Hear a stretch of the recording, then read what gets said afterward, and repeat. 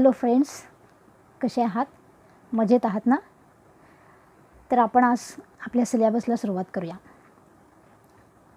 Today we will study very easiest topic, chemical reactions and their types. We know matter is divided into elements, mixture and compounds. In the nature there are 118 elements, in which 92 are found naturally, means in the nature, and remaining are founded by man. There are so many types of changes in the surrounding. Some are natural change, some are man-made change, some are reversible, some are irreversible, some are very slow, then some are very fast. One more changes, that is physical change and chemical change. In this lesson we are going to study about the physical change and chemical change. Physical change, in which only states of the substance are changed, but the composition of matter is not changed. When we heat the ice, water is formed. When water is again heated, vapors are formed. If we cool the vapor, then vapor converts into water, and when we cool the water, then it converts into ice, means it is a only temporary change. Then what happen in chemical change? In chemical change, the composition of matter is completely changed. Properties of the new substance are also changed. This is a permanent change.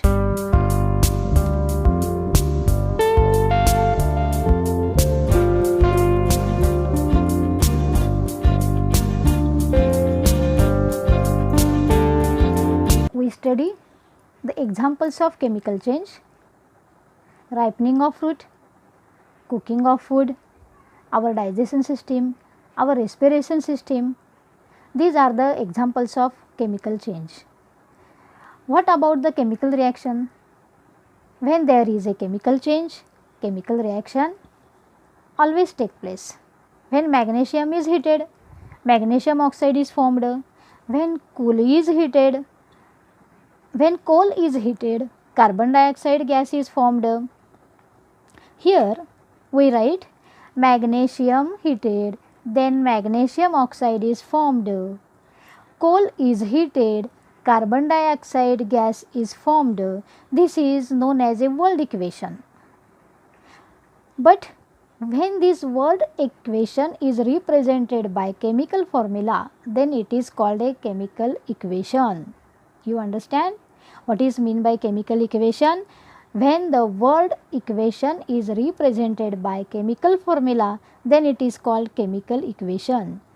We see the example: Mg, when heated, it reacts with oxygen, magnesium oxide is formed. When coal is heated with oxygen, carbon dioxide gas is formed. In this reaction, see here, CuSO4, and I write in the bracket aqueous. What is mean by aqueous? Aqueous means when the copper sulphate powder is dissolved in water, solution in water is formed, then it is known as aqueous solution. When this copper sulphate is react with zinc powder, then the aqueous solution of zinc sulphate is formed and copper is also formed. When we heat CaCO3, means calcium carbonate, it is known as a limestone. When we heat it, then calcium oxide is formed and CO2 gas is also formed.